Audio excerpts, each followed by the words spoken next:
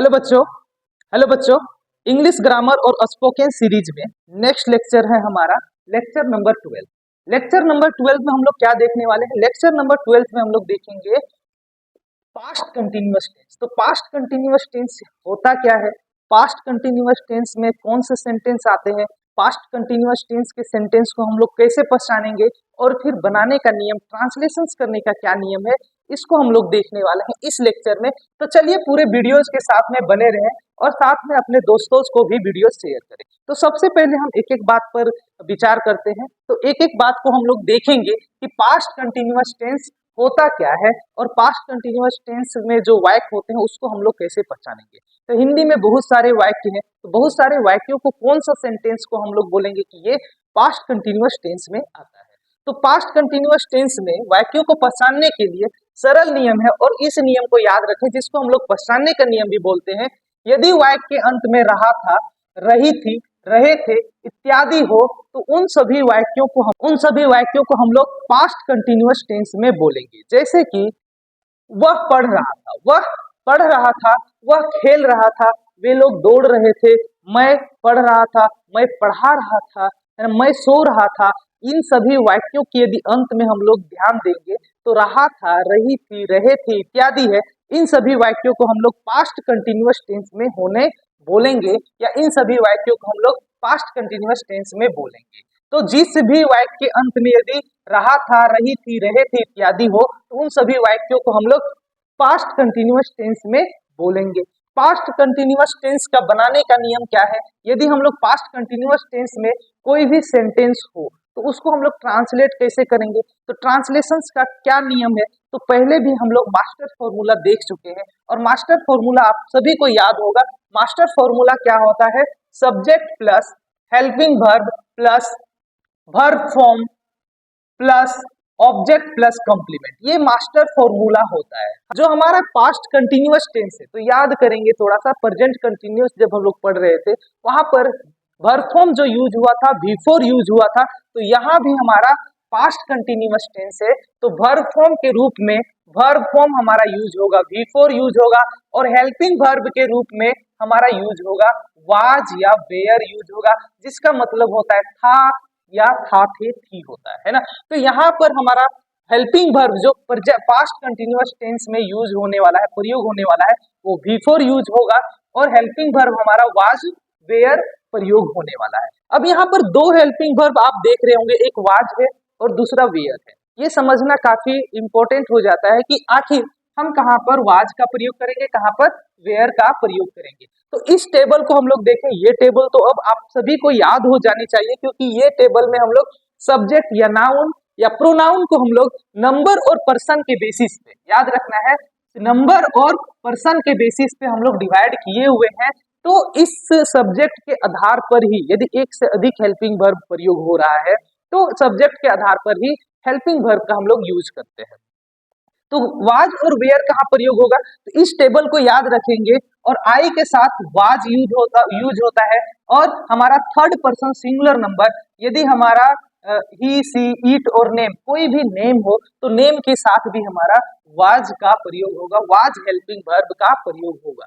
इसके बाद जितना भी हमारे सब्जेक्ट्स होंगे या प्रोनाउंस होंगे, नाउन्स होंगे, सभी के साथ वेयर का प्रयोग होगा। तो वी के साथ वेयर का प्रयोग होगा, यू के साथ भी वेयर का प्रयोग होगा और दे के साथ भी वेयर का प्रयोग होगा। ये चीज समझ में आ गया। अब हम लोग देखेंगे कि बनाने का नियम में हम लोग एक साथ ही बहुत सारे सेंटेंस का बनाने का नियम देखते हैं, जैसे affirmative sentence, negative sentence, interrogative sentence, कैसे बनाने का नियम होता है। चलिए हम लोग एक एक करके देखेंगे।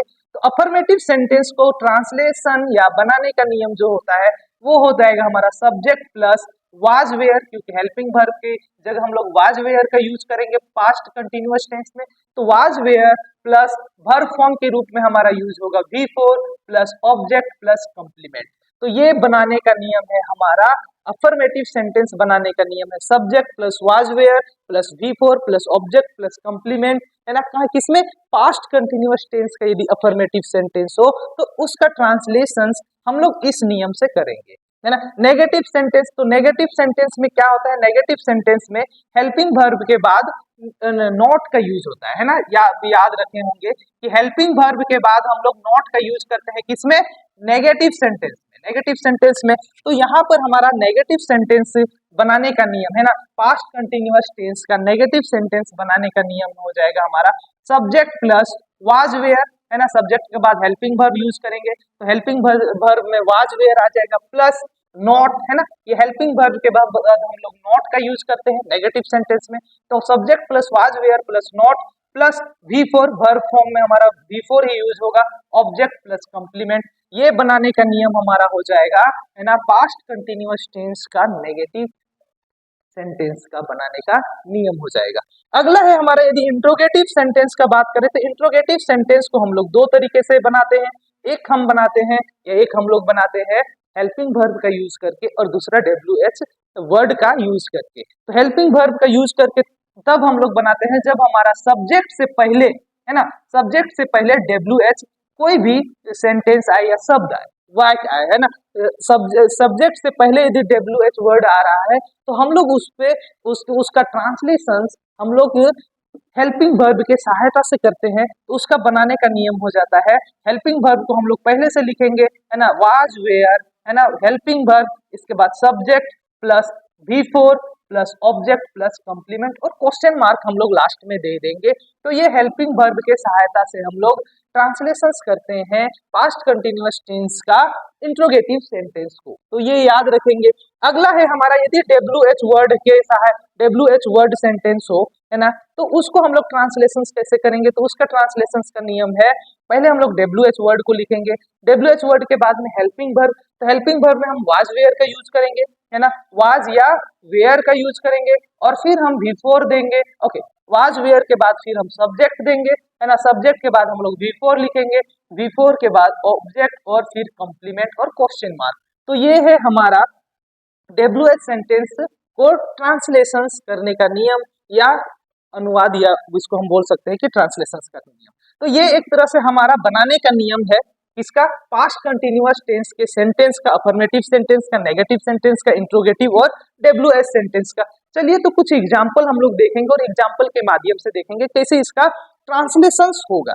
तो हम एक एग्जाम्पल लेते हैं, जैसे एक एग्जाम्पल था वह पढ़ रहा था, है ना, वह पढ़ रहा था। एग्जाम्पल हम लोग यहाँ पर लिखेंगे वह पढ़ रहा था, वह पढ़ रहा था। अब यहाँ पर वाक्य के अंत में हम लोग देख सकते हैं रहा था है, इसलिए इस वाक्य को हम लोग बोल सकते हैं पास्ट कंटिन्यूअस टेंस में है। अब पास्ट कंटिन्यूअस टेंस में ये अफर्मेटिव, इसके बाद हम लोग देखेंगे कि ये किस प्रकार का सेंटेंस है, अफर्मेटिव सेंटेंस है, नेगेटिव सेंटेंस है या इंट्रोगेटिव सेंटेंस है। तो ये हमारा अफर्मेटिव सेंटेंस हो, तो अफर्मेटिव सेंटेंस का बनाने का नियम क्या है, subject plus was were plus V4 plus object plus complement.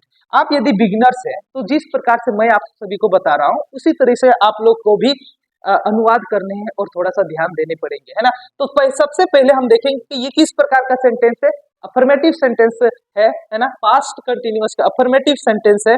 तो हम लोग पास्ट कंटिन्यूअस का अफर्मेटिव सेंटेंस के बनाने के नियम के आधार पर ही इसका हम लोग क्या करेंगे, ट्रांसलेट करेंगे। तो इसको हम लोग ट्रांसलेट करेंगे तो हमारे सब्जेक्ट में क्या है, सब्जेक्ट में है ही, क्या हो जाएगा ही, है ना, और ही के साथ हम क्या, कौन सा हेल्पिंग वर्ब का यूज करते हैं, ही के साथ हम लोग यूज करते हैं वाज। तो ही के साथ क्या हो जाएगा वाज, और वर्ब में यहाँ पढ़ना है ना, तो ही वाज रीडिंग, है ना, रीड का V4 क्या हो जाएगा, ही वाज रीडिंग हो जाएगा, ही वाज रीडिंग हो जाएगा, वह पढ़ रहा था, इसका ट्रांसलेशन हो जाएगा ही वाज रीडिंग। अब दूसरा एग्जाम्पल्स एक देखते हैं, है ना, और इसी का अब यदि नेगेटिव सेंटेंस का बात करें इसी में से तो क्या हो जाएगा, वह नहीं पढ़ रहा था, वह नहीं पढ़ रहा था, है ना, वह नहीं पढ़ रहा था, इसका ट्रांसलेशन क्या हो जाएगा। तो सबसे पहले तो हम लोग देखेंगे कि ये जो सेंटेंस है कौन सा टेंस में है ना, पास्ट कंटिन्यूअस टेंस में। क्यों, क्योंकि सेंटेंस के अंत में रहा था है। अब यहाँ पर नहीं का भी प्रयोग हुआ है तो ये नेगेटिव सेंटेंस है, तो नेगेटिव सेंटेंस बनाने का नियम क्या हो जाता है, subject plus was were plus not, helping verb के बाद नॉट लगता है तो ही के साथ हम लोग हेल्पिंग वर्ब यूज करेंगे वाज, ही वाज, और इसके बाद नॉट यूज होगा, ही वाज नॉट रीडिंग, है ना, ही वाज नॉट रीडिंग या फिर स्टडीइंग भी हम लोग बोल सकते हैं, दोनों ही सही होगा, ठीक है। तो ही वाज नॉट रीडिंग, वह नहीं पढ़ रहा था, है ना, वह नहीं पढ़ रहा था, इसका ट्रांसलेशन हो जाएगा ही वाज नॉट रीडिंग। अब यदि हम लोग बात करें इंट्रोगेटिव सेंटेंस का, तो इंट्रोगेटिव सेंटेंस हमारे दो प्रकार से होता है। तो यहाँ पर हम लोग वो एक इंट्रोगेटिव सेंटेंस देखते हैं। क्या वह पढ़ रहा था? क्या वह पढ़ रहा था? क्या वह पढ़ रहा था? तो यहाँ पर हम लोग देख सकते हैं कि ये हमारा सब्जेक्ट है और सब्जेक्ट से पहले WH वर्ड का यूज हुआ है। तो इस प्रकार का सेंटेंस का जो ट्रांसलेशन हम लोग करते हैं, इस प्रकार के सेंटेंस का ट्रांसलेशन हेल्पिंग वर्ब की सहायता से करते हैं। तो हमारा इसका ट्रांसलेशन क्या हो जाएगा इंट्रोगेटिव सेंटेंस का? तो इंट्रोगेटिव सेंटेंस में हम लोग पहले हेल्पिंग वर्ब लिखते हैं, फिर सब्जेक्ट, भी फिर वर्ब फॉर्म, फिर ऑब्जेक्ट, फिर कॉम्प्लीमेंट। तो यहाँ पर हमारा सब्जेक्ट है ही के साथ क्या यूज हो जाएगा? वाज, इसके बाद सब्जेक्ट, तो वाज ही पढ़ने, है ना, पढ़ने क्या होता है इंग्लिश से रीडिंग, और इसका बिफोर यूज हो जाएगा तो रीडिंग हो जाएगा। वाज ही रीडिंग, क्या हो जाएगा? वाज ही रीडिंग, और हम लोग क्वेश्चन मार्क देंगे क्योंकि ये इंट्रोगेटिव सेंटेंस है, प्रश्न पूछने का बोध हो रहा है।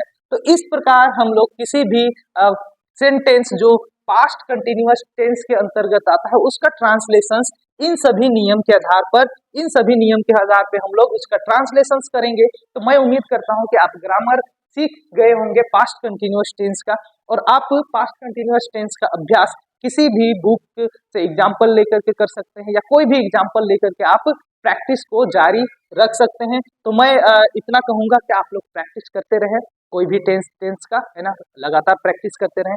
फिर इसके बाद ट्रांसलेशन सेशंस आएगा, तो जिसमें हम लोग ज्यादातर एग्जाम्पल देखेंगे, क्योंकि इसमें मैं ग्रामर को हाईलाइट कर रहा हूँ, ग्रामर को फोकस कर रहा हूँ, इसलिए मैं ज्यादा एक दो एग्जाम्पल्स को केवल आप सभी को समझाने का काम कर रहा हूँ। बाकी जब हम लोग ट्रांसलेशन देखेंगे उसमें ज्यादातर हम लोग एग्जाम्पल्स देखेंगे और हम लोग ट्रांसलेशन करना भी सीखेंगे। लेकिन अभी से ही आप यदि ये इन सभी नियम को देख रहे हैं तो नियम को समझने के लिए और थोड़ा सा अभ्यास करें, ताकि ये सभी नियम आपके दिमाग में बैठ जाए और याद रहे। तो पास्ट कंटिन्यूअस टेंस का हमने देखा पहचानने का नियम और बनाने का नियम। तो आप लोग किसी भी बुक या किसी भी बुक से प्रैक्टिस कर सकते हैं, किसी भी एग्जाम्पल्स को लेकर के प्रैक्टिस करें और लगातार प्रैक्टिस करते रहें।